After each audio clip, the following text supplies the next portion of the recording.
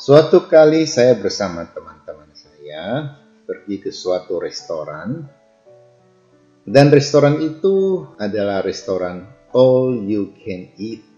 Artinya engkau bisa bayar sekali, makan sepuas-puasnya sampai sekenyang-kenyangnya. Tentu saja saya tidak sanggup makan banyak karena usia sudah meningkat dan sadar bahwa makan banyak tidak baik. Juga akan merasa tidak nyaman setelah itu. Karena itu saya batasi. Selesai makan, saya memperhatikan ada satu keluarga. Seorang ibu dan 2 anak kecil. Nampaknya orang yang berada. Mereka bolak-balik mengambil daging mentah sebanyak-banyaknya untuk dipanggang. Bukan main, bukan segenggam 2 genggam, tetapi sepiring besar. Lanjut lagi dan seterusnya. Lalu ada seorang teman saya berkomentar, mereka gaucia ya, gaucia artinya pintar makan. Saya katakan mereka bukan gaucia, tapi mereka itu tamcia, artinya mereka itu tamak. Tidak mau rugi, pokoknya saya sudah bayar, saya akan menguras pemilik restoran sampai dia mungkin rugi. Dengan alasan, toh ada orang lain makan sedikit, kalau saya makan banyak apa salahnya? Saya katakan orang yang pintar makan adalah orang yang tahu bagaimana makan, tahu menikmati cita rasa makanan, tahu mengambil gizi yang tepat untuk dirinya, dan juga tidak berlebih-lebihan sampai menimbulkan penyakit. Itu baru pintar.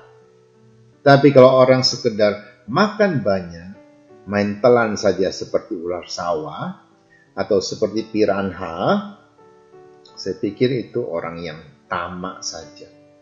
Dan dia hanya akan merusak badannya. Hari ini Yesus ingatkan pada kita, hati-hati dengan ketamakan. Tuhan mau kita memiliki, kalau perlu memiliki banyak. Supaya dengan yang banyak itu kita mampu menyisihkan sebagian untuk orang lain. Karena ada banyak orang mengatakan, bagaimana saya menyisihkan? Yang saya miliki hanya sedikit saja. Nah, kalau banyak, bolehlah menyisihkan. Tapi kenyataannya, benarkah orang yang memiliki banyak akan rela menyisihkan banyak juga kepada orang lain? Belum tentu. Orang selalu berpikir, nanti kalau saya bagi, saya sendiri tidak cukup.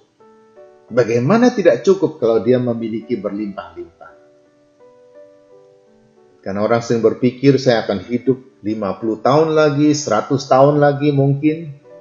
Sehingga saya perlu banyak harta untuk menunjang kehidupan saya.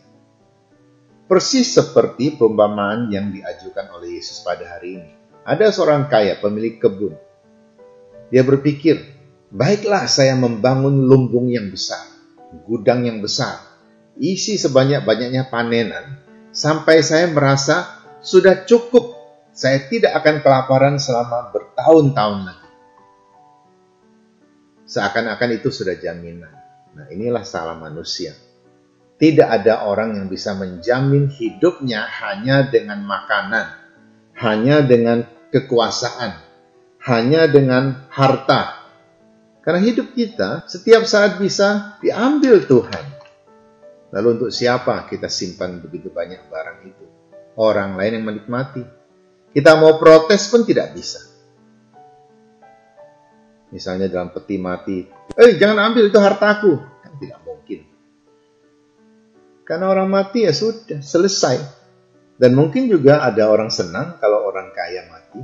Karena dia merasa bisa memiliki apa yang ditinggalkan. Kesalahan manusia adalah merasa dirinya sudah terjamin hanya karena fasilitas yang dia kumpulkan. Keselamatan kita bergantung kepada Tuhan. Tuhan mau juga kita bekerja sama. Dan Tuhan sangat menghargai kita. Siapakah kita sampai mampu memberi kepada Tuhan? Kita bukan siapa-siapa. Karena yang kita beri itu datang dari Tuhan.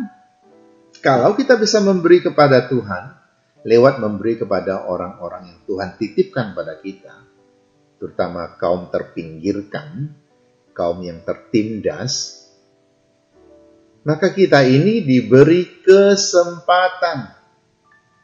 Sama seperti orang yang melayani di gereja. Jangan pernah merasa bahwa karena saya sudah melayani, maka saya pantas mendapatkan penghormatan. Pantas mendapatkan fasilitas lebih. Minimal lebih dari orang yang tidak melayani di gereja. Oh, tidak. Kita ini diberi kesempatan. Haruslah kita bersyukur. Makin diberi kesempatan, makin giat kita melayani. Tapi kan sebagian besar orang, kalau tidak dihargai, ya dia mundur teratur, tiba-tiba sudah hilang dari pelayanan.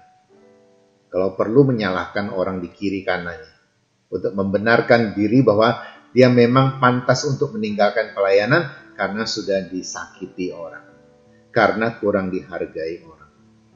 Kalau Tuhan sudah memberikan kesempatan kepada kita, satu-satunya cara untuk membalas kebaikan Tuhan adalah gunakan kesempatan itu. Jangan sampai suatu hari Tuhan berkata kepada kita juga, hai orang bodoh, malam ini juga nyawamu kucabut. Apa yang mau kita buat? Bisakah kita negosiasi dengan Tuhan? Sogok sana, sogok sini? Tidak mungkin. Bahkan dokter sehebat apapun juga, kalau memang sudah saatnya tiba, dan kita tidak bisa disembuhkan dari sakit yang menyebabkan kita mati itu. Semoga Tuhan menambah kebijaksanaan dalam hati kita, agar kita tahu bahwa satu-satunya harta yang terpenting adalah harta surgawi yang sudah mulai saya kumpulkan sejak ada di dunia ini. Dan semoga kita tidak pernah akan mendengar kata-kata Tuhan yang mengatakan, hai orang bodoh. Karena jauh lebih penting lagi jika Tuhan mengatakan, hai hamba yang setia, masuklah ke dalam tempat yang sudah kusediakan bagimu untuk selama-lamanya. Semoga Tuhan membimbing dan membantu kita semua. Sekarang belum terlambat, tapi tidak tahu besok. Mumpung belum terlambat, mari kita bangkit, mari kita bergerak dan bertindak. Amin.